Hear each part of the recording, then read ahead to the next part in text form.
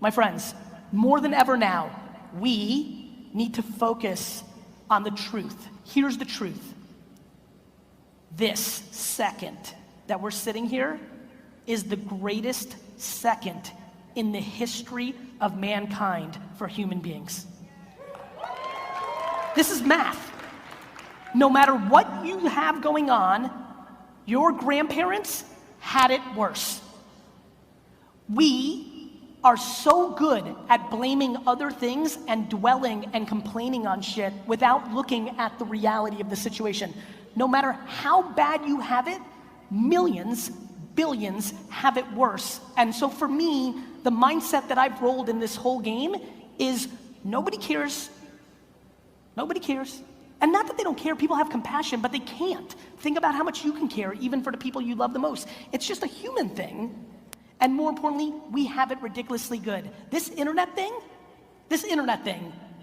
is the most important invention in the history of the human being. All the things that you worry about of like the man stopping you or something stopping you, all these things that we envision that are the reasons why you haven't been successful, this internet thing is taking away. The internet is the middleman. It's true. You have to understand how ridiculous this thing is. The ability for you to create content, pictures, videos, and written words on Facebook, YouTube, Instagram, LinkedIn, and beyond, and going direct to the audience eliminates any excuse you come up with. I could literally spend the next month, one by one, systematically going through this big room, and no matter what excuse you come up with, the answer is gonna be, and? Guys, we have to eliminate complaining and dwelling. We have to. It's just everything, and that's what she did for me. She instilled the right positive things, and most of all, she eliminated fucking excuses. She eliminated entitlement. And most of all, how many people are parents in here? She did one other thing that's super important to me. This whole 5th place trophies bullshit.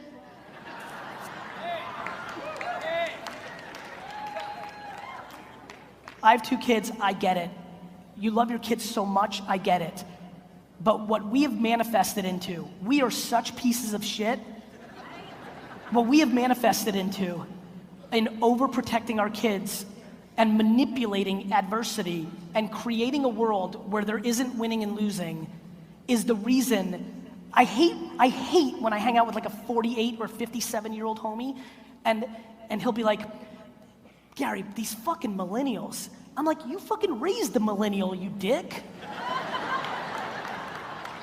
Like all the 40, 50-year-olds, all of us 38, 40, you know, every one of us with 15-year-olds and up, we love shitting on these kids. They're soft, they're entitled. We made them entitled. Like we have to get back to winning and losing. You have to stop coddling your kids. Of course, they are struggling. When you actually thought until the age of 14 that you won everything, when you lost, you're fucked. Fuck. The Patriots lost. I knew that would work. I genuinely believe, look, I'm gonna get very real with you. If you decided to spend money to come here for this lineup, entitlement is a big problem that you have in some shape or form. I'm being dead fucking serious. Not everybody, I don't know all of you, but I'm telling you right now that 80 to 90% of you, I'm being very, very frank, and I'm not razzing, I'm coming from an incredibly important place right now. Please eliminate entitlement. Nobody, nothing, nobody owes you shit. Nobody gives a fuck that your parents were alcoholics. Nobody fucking cares that you were born to a tough family. And here's the truth. If you actually live that, whether it's true or not, you can then finally navigate. All of you are looking backwards and people are fucking passing you by. Yesterday's fucking over. And I'm telling you right now, that to me, over the last decade, has been stunning to me.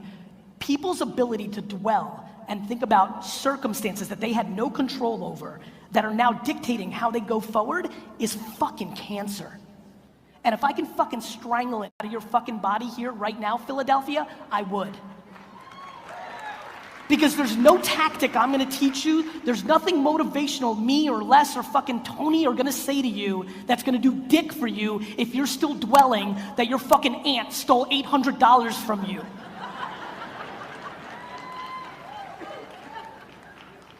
Right?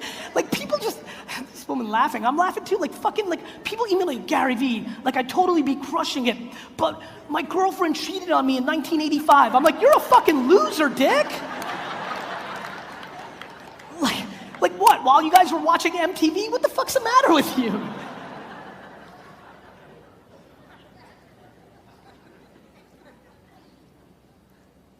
People complain that Facebook and Instagram's algorithm changed and they're not getting as many likes.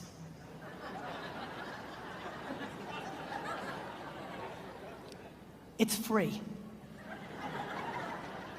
I get 1,000 emails and DMs a day from people who say to me, Garyvee, Zuck's fucked me. Instagram's, what the fuck is Instagram doing? They're killing me. They changed the algorithm, YouTube too, and Google before that in 2003. These are fucking free platforms. And you're literally complaining about the algorithm change. Let me tell you why you're getting less likes or getting hurt by the algorithm change. Because your content's not good enough. Because you joined engagement groups and you each like each other's shit, you fucking hacking piece of shit. Oh, there we go. Oh, you're mad at Instagram because you and a fucking bunch of Pakistani hackers decided to get into a group and like each other's shit, and now you're not getting as much engagement. Do you think fucking Zucks is an idiot? My friends, the lack of patience in the system right now is extraordinary. We have 22-year-old life coaches on Instagram.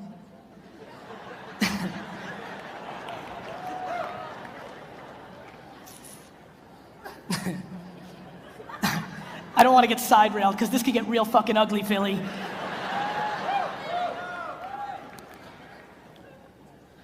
When I was 28 years old, 6 years out of school, a lot of Jess and I's friends first started getting Facebook because that's the time it started coming out.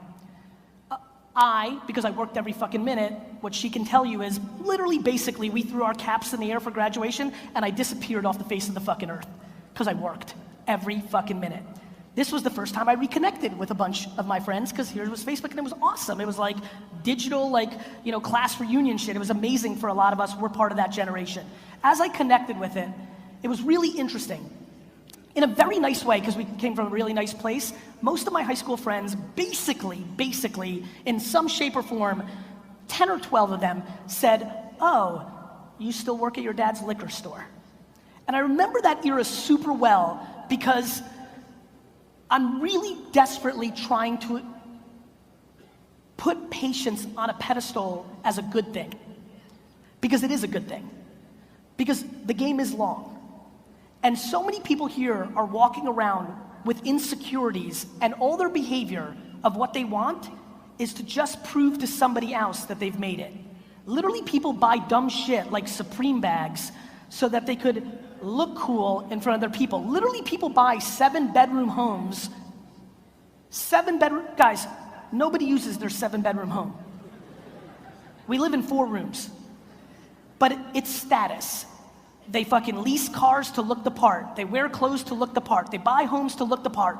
All because they live their lives on defense. You live your life on defense because you worry about other people's points of view. The end. Back because Jess is here and it's just so fun because I get to use stories that freshman year of high school. Pretty interesting year, right? Because you got to kind of reestablish your brand. Shit gets really gnarly freshman year of high school.